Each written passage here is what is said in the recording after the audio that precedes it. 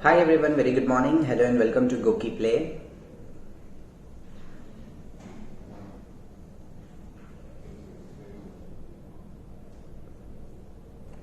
Goki play में आप लोगों का बहुत बहुत स्वागत है। मैं हूं आपका गोकी कोच तुफैल और यह है मेरी क्लास जिसका नाम है get fit with Tufail.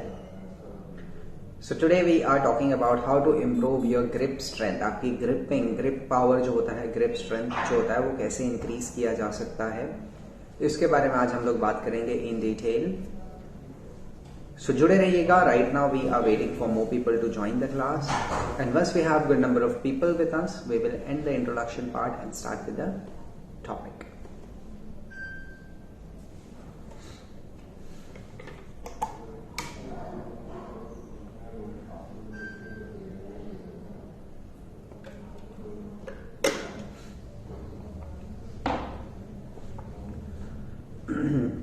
So I can see close to 200 people live with us,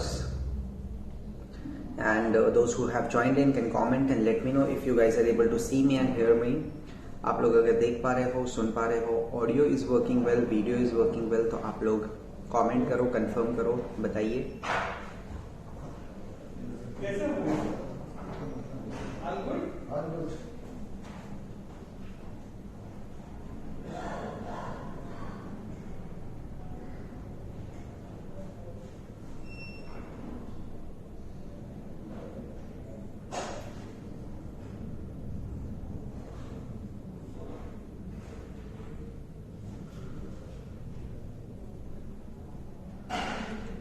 So 248 people live and we got a comment from Ritesh Bhai. Good morning Ritesh. Pradeep ji, hello, very good morning.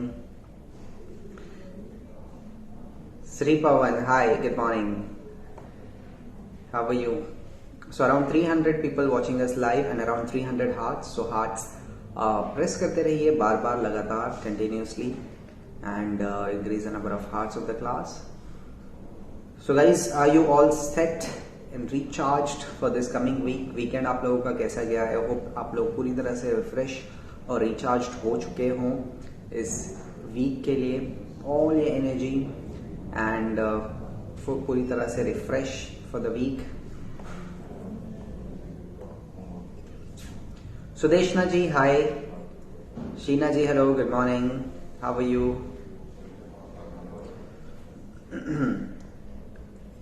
So Monday morning किसने workout करके start किया? किसने exercise किया Monday morning में? आज सुबह exercise workouts, who all worked out in the morning today?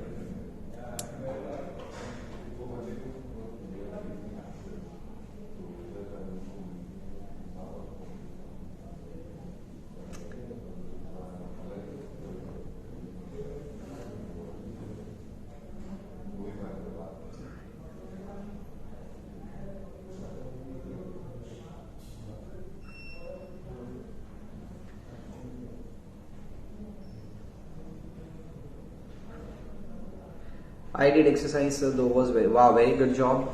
Beating the laziness and exercising, very nice. Pradeep ji says yes, I also feel gripping problems during deadlift and bent over exercises. Okay, जब इसका मतलब जब आप heavy lift कर रहे हो तो आपको gripping, क्योंकि bent over rows में आप heavy करते होंगे और deadlift में तो obviously heavy ही किया जाता है। I finished back exercise and bicep curls with weights and cable workout. Amazing, Sri Pawan, good job.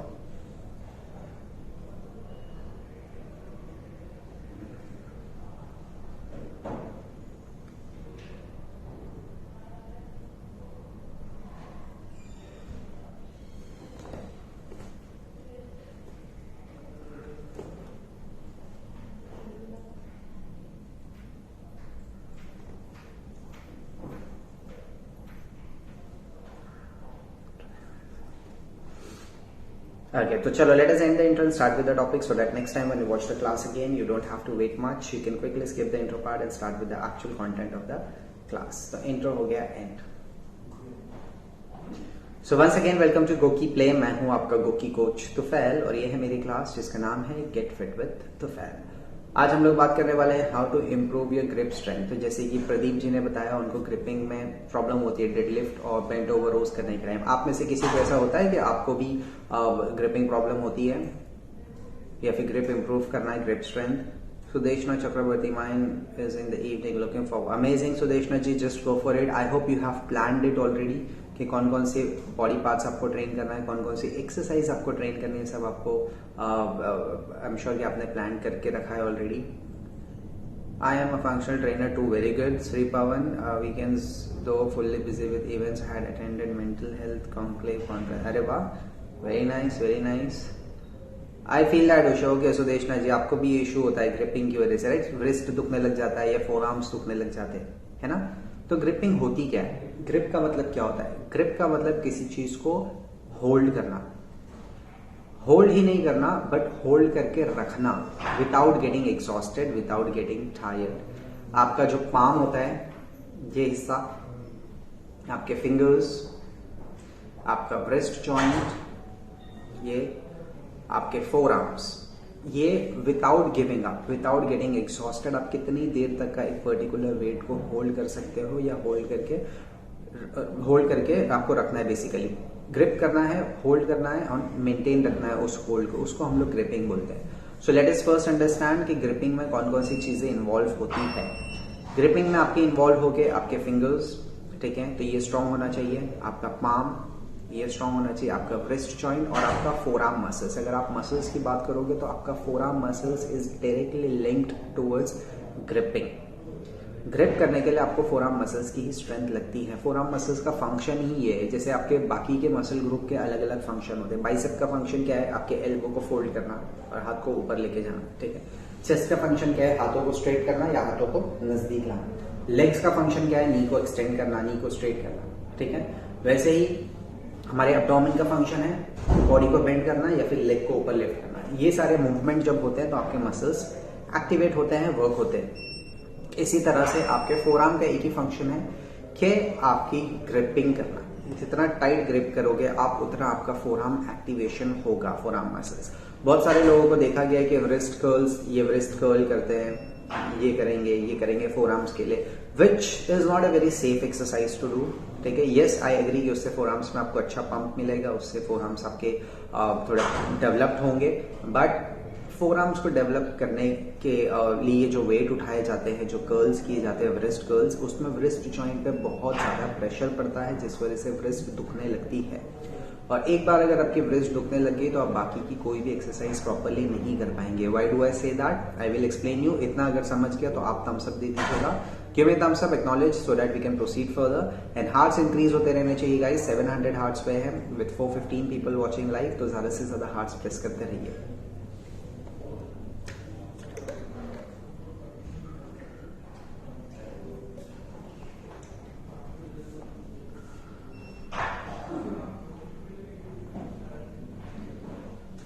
I feel that issue. Okay, Sudeshna ji, I sometimes lose the grip.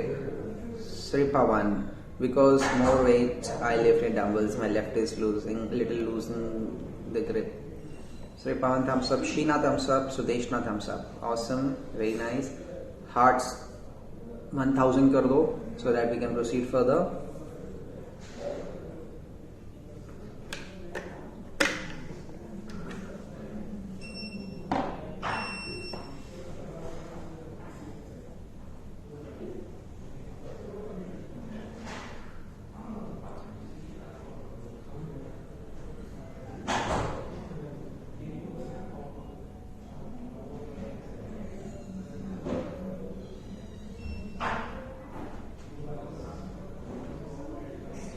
Yes correct, यही होता है प्रदीप जी.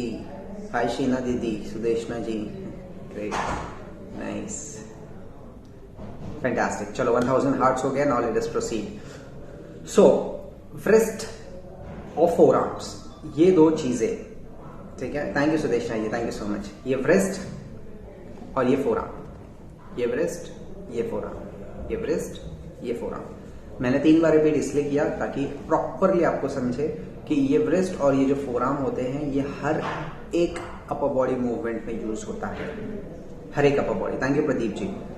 चाहे आप chest करो, back करो, shoulder करो, biceps करो, triceps करो, कुछ भी करो, आप फंक्शनल करो, कुछ भी अपर बॉडी की एक्सरसाइज अगर आप कर रहे हो, आपका फोरआर्म्स और आपका पाम यूज होगा ही होगा, आपका ब्रेस्ट जॉइंट और आपका फोरआर्म्स।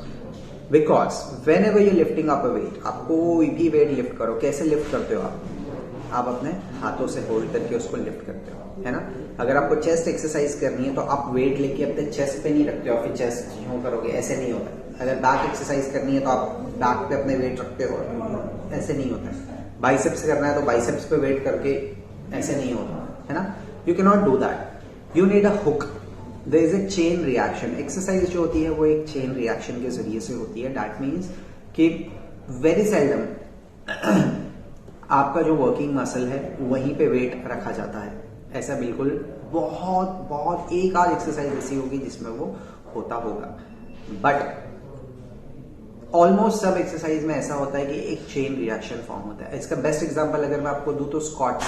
आप जब जिम में जाके बार्बल्स के साथ स्क्वाट करते हो तो स्क्वाट्स आप किस मसल के लिए कर रहे हो? आप स्क्वाट्स कर रहे हो अपने लोअर बॉडी के लिए, है ना, अपने थाइस के लिए, आप अपने हैमस्ट्रिंग्स वर्क होता है, ग्लूट्स वर्क होता है, राइट। और वेट रखते कहाँ पे हो? शोल्डर पे। कर रहे हो लेग्स, लोअर बॉडी, और वेट रख रहे हो अपर बॉडी में। क्यों?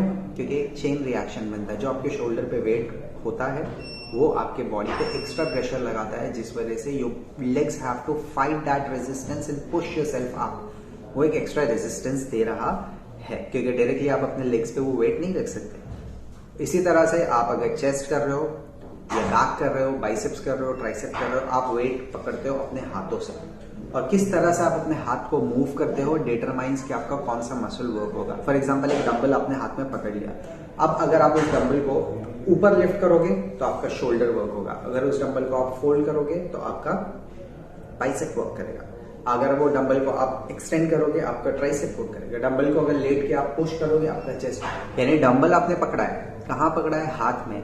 अब हाथ को आप किस हिसाब से मूव कर रहे हो, किस डायरेक्शन में मूव कर रहे हो, उसके बेसिस पे डिटरमाइन होगा कि आपका कौन सा मसल वर्क हो रहा है। सो समझा आपको कि कितना इंपॉर्टेंट होता है आपका ये पाम, आपकी ये ग्रिपिंग और आपका आर्म मूवमेंट। अगर आप बाहर से लेके डंबल को अंदर नजदीक लाओगे तो आपका आउटर चेस्ट और आपका inner centre part of the chest work करेगा। अगर आप वही हाथ को फोल्ड करके पुश करोगे तो आपके चेस्ट वर्क करेगा, ठीक है। अगर उसी को आप ऊपर करोगे तो shoulder. So it is very clear कि डंबल आपने जो होल्ड किया है वो आपकी ग्रिपिंग आपके पाम से भी है, जिसमें ब्रेस्ट भी इन्वॉल्व है, फोर आर्म्स भी इन्वॉल्व है। अब ये आपका बेसिक रहेगा हर चीज के लिए, what ever exercise you do. अब उस फोर आर्म्स को, उस ब्रेस्ट को आप कौन सी डायरेक्शन में मूव कर रहे हो will determine which muscles you are working। तो इसका इन्वॉल्वमेंट हर एक नहीं होता है। Anyone disagree with that? कोई अगर डिसएग्री करता है तो बताइए। If you agree to that type yes और टाइप अ थम्स अप। दीदी आपकी एज कितनी है? 20। शीना दीदी I am 24। Okay, so 500 people watching this live and 1170 hearts. So hearts press करो guys and confirmation दे दो।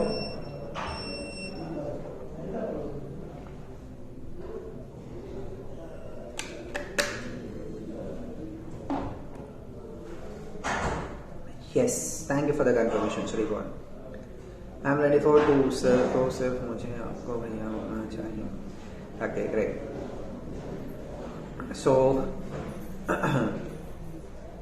इतना ज्यादा इंपॉर्टेंट होता है हमारे पाम का, ब्रेस्ट का और फोर आर्म्स का, जिसे हम ग्रिपिंग बोलते हैं। नाउ इमेजिन, आसिफ हुसैन जी वालेकुम अस्सलाम, हाउ आर यू।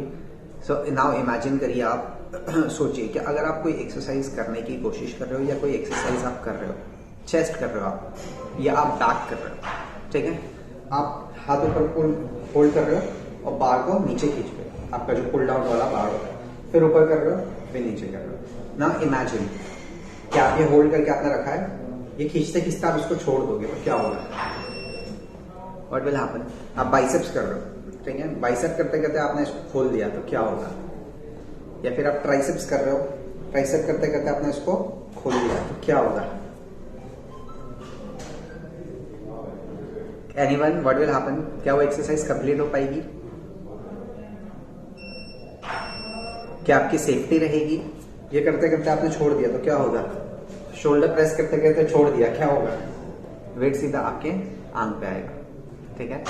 वेट आपके आंख पे आएगा, इंजरी हो सकती है। सेकेंडली वो एक्सरसाइज भी कंप्लीट नहीं हो सकती। Now very very important point है, इसका प्लीज एक नोट डाउन कर लीजिए, आप इसको ध्यान में रखिएगा, ठीक है? ये अगर समझ गया तो पूरी क्लास समझ में आ जाएगी आपको, क्योंकि बहुत इंपॉर्टेंट पॉइंटर है ये। नाउ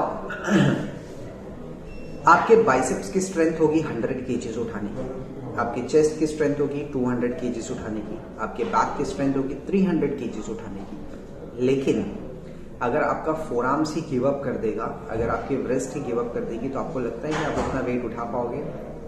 ठीक है, आपने बाइसेप्स के लिए डंबल पकड़ा, आपकी बाइसेप्स 100 किलो उठा सकता है, बट आपने यहाँ पे 50 किलो उठाया और ये बहुत दर्द कर रहा है। बाइसेप्स इतना दर्द नहीं कर रहा, बट फोरआर्म्स बहुत ज्यादा दर्द कर रहा है, तो आपको वो वेट रखना पड़ेगा। Instead of having the capacity of lifting 100 kg, still you won't be able to train your biceps with that, because your connecting change होती है, आपका जो हुक होता है वही आपका वीक है, ठीक है? नाउ इमेजिन, आपको एक एग्जांपल देता हूं कि आप अगर फिशिंग करने जा रहे हो, ठीक है? फिशिंग करने के लिए आपको जो आता है रोलर, जिसमें थ्रेड होगा, धागा होगा, जो जिसमें आप हुक लगाते हो और जिसमें आप चारा लगाते हो, वो रहता है, राइट? वो आप फिर पानी में फेंकते हो, फिर जैसे ही फिश आती है उसको कैच करती है, तो आप फिर उसको रोल करके खींचते हो ना। अगर आपकी जो वो थ्रेड है, वो जो तंबूस है या धागा है या फिर जो कुछ भी है, वो वायर है, वो बहुत स्ट्रांग है, वो एक फॉर एग्जाम्पल शार्क मच्छी को भी खींच सकता है, वो शार्क मच्छी भी अगर खींचेगी तो वो तागा बीच में से टूटेगा नहीं, इतना ज्यादा स्ट्रांग है वो।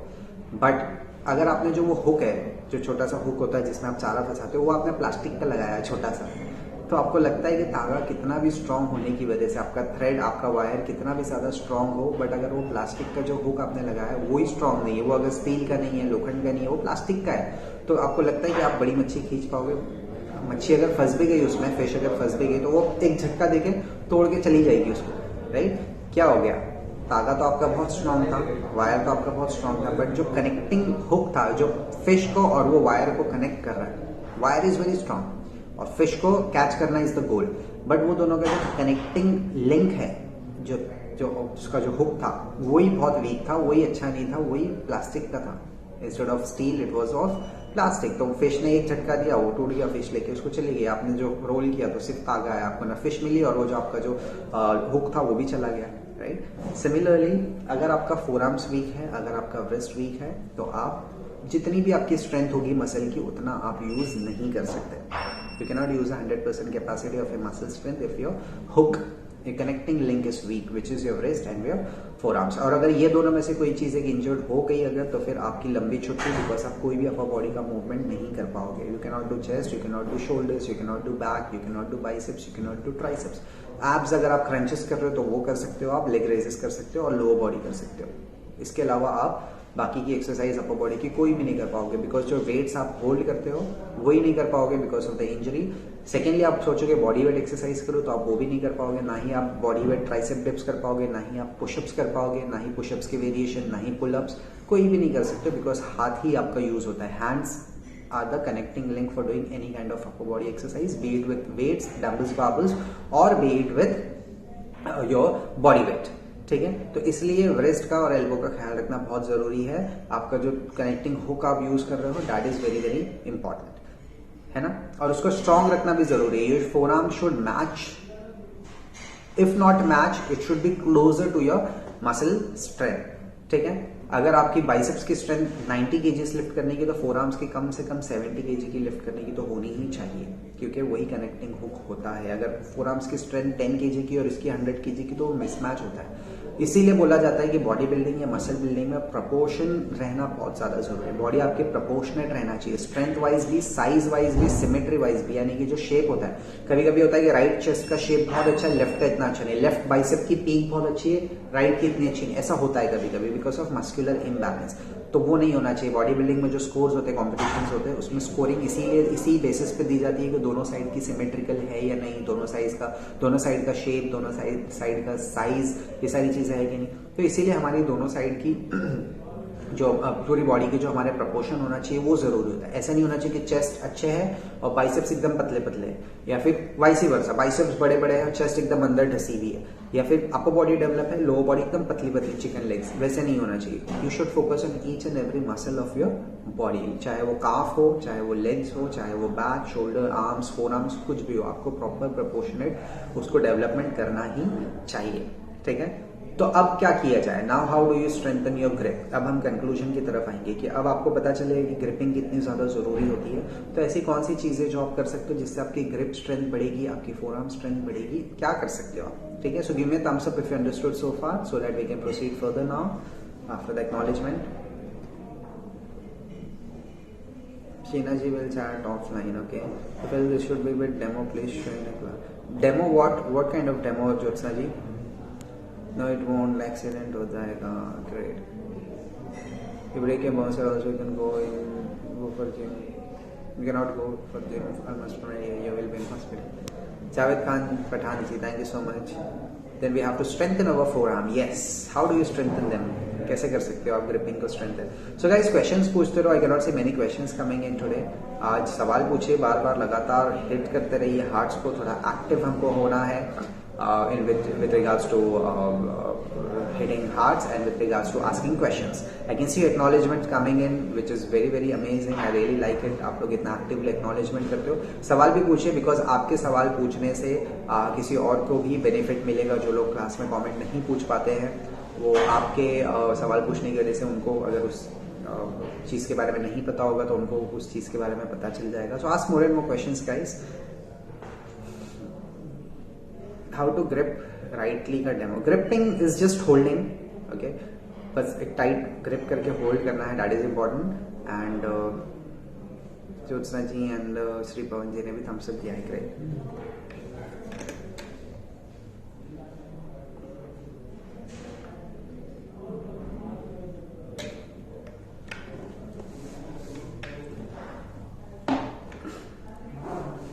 सो फोर आर्म्स स्ट्रेंथन कैसे किया जाएगा? फोर आर्म्स बाइसेप स्ट्रेंथन कैसे किया जाएगा? What do you guys think? Bicep strengthen तब होगा जब आप बाइसेप की एक्सरसाइज करोगे अच्छे से, है ना, उसको रिकवर होने दोगे अच्छे से, करेक्ट? वैसे ही फोर आर्म कब डेवलप होगा? जब आप फोर आर्म की एक्सरसाइज करोगे अच्छे से और उसको रिकवर होने दोगे अच्छे से। आप फोर आर्म की एक्सरसाइज कैसे करोगे? आपको तो रिस्ट कर्ल करने के लिए ये वाली एक्सरसाइज करने के लिए मना किया गया है, बिकॉज रिस्ट में फिर लोड पड़ता है तो इंजरी हो जाती है, तो कैसे होगा फिर, राइट? तो एक्सरसाइज फोर आर्म की यही है कि आप ग्रिपिंग करो। ग्रिपिंग करके ही आपकी फोर आर्म की ग्रिप बढ़ती है। अब शायद आप लोगों के जिम में वो मशीन होगी ये नहीं पता नहीं, बट एक ग्रिपिंग मशीन आती है, ओके? वो मशीन में आपको मैं बता देता हूँ, एक छोटा सा ऐसा रैक होगा, छोटा सा, जिसमें आप प्लेट्स ऐड कर सकते हो और उसके अंदर आपको हाथ डालना है और उसको सिर्फ होल्ड करना है। जब आप उसको ऊपर लेके होल्ड करते हो तो वो बार होगा। जैसे आप लैट पुल डाउन करते हो तो कैसे मशीन ऊपर जाती है, वैसे आप ग्रिप करके होल्ड करोगे तो मशीन ऊपर आएगी। आपको 10, 20, 30 सेकेंड्स तक का इसको होल्ड करना होता है। वो करने से आपकी ग्रिपिंग बढ़ती है, जिससे कि रिस्ट भी आपकी सेफ रहती है। Now will come on to the support thing का मेरा मतलब है कि स्ट्रैप्स यूज करना, रिस्ट बैंड यूज करना। अगर आपको रिस्ट में लग रहा है कि थोड़ा वीकनेस है या फिर इंजरी जैसा है या फिर थोड़ा सा कमजोरी लग रही है, वीकनेस लग रही है, तो आप बैंड यूज करो, रिस्ट बैंड यूज करो, स्ट्रैप्स यूज करो। वेरी कुछ नहीं है, अगर आपको कोई दिक्कत नहीं है, आप वर्कआउट कर रहे हो, अच्छे से कर रहे हो, हैवी लिफ्ट करना है, आई वुड से कि ग्रिप या फिर ग्लव्स या फिर आप स्ट्रैप्स मत यूज करो, ठीक है? The reason for me to say this is कि जब तक आप अपने फोर आर्म्स को और अपने ब्रेस्ट को उस चीज पे एक्सपोज नहीं करोगे तो वो स्ट्रेंथन भी नहीं हो पाएगा। ड्राइविंग करना है, बट जब तक बच्चे को तुम अपने टीनेजर बेटे को या किसी को ड्राइविंग सीट पर बिठा के चलाने की कोशिश नहीं करवाओगे तो ड्राइविंग नहीं सीख पाएगा, है ना? फोर आर्म्स को स्ट्रेंथन करना है तो फोर आर्म्स को आपको एक्सपोजर करना पड़ेगा with heavy weights. Now this is again a very important thing, please make a note of it. Forearm strengthen करना है, इसका मतलब ये नहीं कि आप कितना भी वेट उठाओगे, ठीक है? आप 10 किलो उठाते हो तो 10 किलो के लेवल पे ही उसी रेंज में आप रहोगे, 6 किलो, 7 किलो, 8 किलो, 10 किलो। ऐसे नहीं कि मैं 10 किलो उठाता हूँ बाइसेप्स के लिए तो मैं फोर आर्म्स के लिए 20 किलो ट्राई करूंगा, बिकॉज मुझे जल्दी स्ट्रेंथन करना है, ठीक है? मुझे बहुत जल्दी स्ट्रेंथन करना है तो मैं बहुत ज्यादा वेट, ऐसा नहीं। That is a long gap, there is a long gap, that's a long jump. ये आपको नहीं करना है। जितना आपका जो जिस रेंज में आप करते हो एक्सरसाइज, जिस वेट रेंज में, उतना ही वेट का रेंज आपको यूज करना है फॉर योर फोर आर्म्स, और लिटिल लेस तो भी चलेगा, बट एक्स्ट्रा हैवी नहीं उठाना, बिकॉज ब्रिस्ट आपकी उस चीज के लिए प्रिपेयर्ड नहीं है। It's not only about your four arm muscle, it is also about your breast. आपके ब्रिस्ट को इंजर नहीं करना है। तो जितना वेट्स आप उठाते हो रेगुलरली, उतना ही वेट्स लेके आपको ट्राई करना है, उतना ही वेट्स में आपको एक्सपोजर करना है। प्रोग्रेस करो, बट स्लो प्रोग्रेस करो। 10 किलो उठाते हो 12 पे जाओ, 12 पे जाते हो 15 पे जाओ, 15 पे जाते हो 20 पे जाओ, धीरे धीरे हर एक सेशन में, 2 सेशन में इंक्रीज करो, ताकि आपके ब्रेस्ट जॉइंट भी उस चीज को अडाप्ट कर सके और स्ट्रांग बन सके, आपके फोर आर्म्स भी उस चीज को अडाप्ट कर सके और स्ट्रांग बन सके, और आप इंजर भी ना हो पाओ।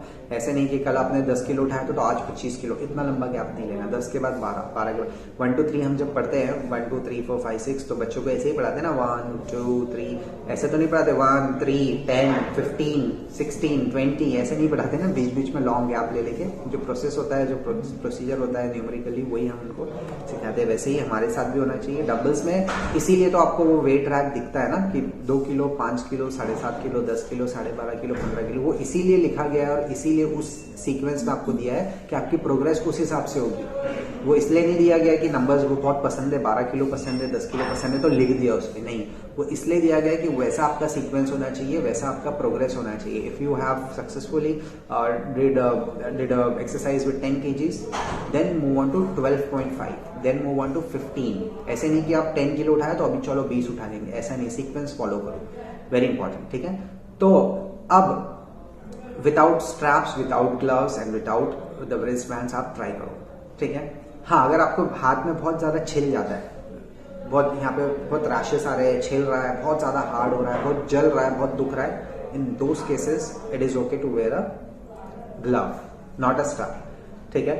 स्ट्रैप आपको तभी ही पहनना है जब आपको लग रहा है कि हाँ, अब मैं मेरे लेवल से, यानी कि मेरी कैपेसिटी से ज्यादा वेट उठा रहा हूँ, because my muscles can handle. अब जैसे कि मैंने जो इम्बैलेंस बताया था कि आपके बाइसेप की स्ट्रेंथ 100 किलो है और इसकी स्ट्रेंथ सिर्फ 20 किलो है, but you want to stimulate your biceps. आपको बाइसेप्स करना ही है क्योंकि इसकी स्ट्रेंथ ज्यादा है, because of your forearms. I don't want the biceps to suffer. In that case you can use the strap. जैसे डेडलिफ्ट करते वक्त बैक की स्ट्रेंथ है 200 किलो उठाने की, बट फोर आर्म्स खाली 50 किलो उठा पाए। इन that case you will use a strap, ताकि वो जो एडिशनल स्ट्रेस आता है आपके ब्रेस्ट पे और आपके फोरआर्म पे, वो ना आए, और आप अपने बैक को अच्छे से ट्रेन भी कर पाओ without any interruption, with the help of the strap. In those cases you have to use it. But बहुत से लोग होते हैं कि हल्का फुल्का वेट उठाते हैं, उसमें भी वो लोग स्ट्रैप यूज करते हैं। That is not proper, because then how will your wrist become strong and how will your forearms become strong, right. और जितना टाइट और फर्म ग्रिप आप पकड़ते हो, उतना ज्यादा आपका फोरआर्म डेवलप होता है। सो टाइट ग्रिपिंग आप ट्राई करो दिन भर में भी, अगर इफ पॉसिबल तो आप सिर्फ टाइट ग्रिप ऐसे होल्ड करके कोशिश करो, कि उससे भी आपके फोरआर्म की एक्टिवेशन बहुत अच्छी होती है। If you hold anything, if you hold like what ever it is, like water bottle और शॉपिंग बैग और वट एवर, जो भी चीज आप होल्ड करते हो उसको टाइटली होल्ड करके। हम लोग यूजुअली अगर शॉपिंग बैग भी उठाते तो ऐसे उठाते हैं और इसे 3 फिंगर में ऐसी रहती है, ऐसा उठाते हैं, राइट, ऐसा। उसको आप एकदम टाइट ऐसे करोगे तो फोर आर्म्स आपका बहुत अच्छे से एक्टिवेट होता है। क्लियर है guys? Let's go through some comment and then we will sign off. How to grip rightly का डेमो। ग्रिप राइटली का demo, okay. Tight forearm is not so much strength for me because in barbells I do 15 kg press to support always for shoulders, okay. When I do chest press my hands slip on bar. Chest press में ये guys आपको ध्यान रखो, अगर आप barbels पे कर रहे हो, डंबल्स पे कर रहे हो तो फिर भी ठीक है। बार्बल्स पे करते हुए बहुत से लोगों को देखा गया कि ग्रिप ऐसा रखते हैं, ये ऐसा रखने से ये स्लिप हो सकता है और सीधा आंख पे गिर सकता है। ये आप ऐसे पकड़ो उसको जैसे आप नॉर्मल हम ग्रिपिंग करते हैं। जैसे कि ये वाटर बॉटल है, ठीक है, तो ये वाटर बॉटल को बहुत से लोग ऐसा पकड़ते हैं, चेस्ट करते हैं और ऐसे, ठीक है, ऐसा, तो ये स्लिप होकर आंख पे गिर सकता है। तो इसको ऐसे मत पकड़ो, ये थंब को आप ऐसे करो, ऐसे, ताकि वो थंब के सपोर्ट से स्लिप होकर आंख पे ना गिरे, वो थंब का सपोर्ट रहेगा। तो आपको ग्रिपिंग पे बहुत अच्छे से ध्यान देना है, स्पेशली वाइल डूइंग चेस्ट। हाँ, बैक वगैरह कुछ कर रहे हो तो yes it is okay if you place, ideally should not, but in case if you do चलेगा, क्योंकि वो वेट फिर ऊपर जाएगा, मशीन के तरफ गिरेगा, आपके ऊपर नहीं आएगा, ये कंपेरेटिवली सेफ। बट चेस्ट करते वक्त स्लिप होने के बहुत ज्यादा चांसेस होते हैं, तो उसको ध्यान रखिएगा। Best for exercise gripping.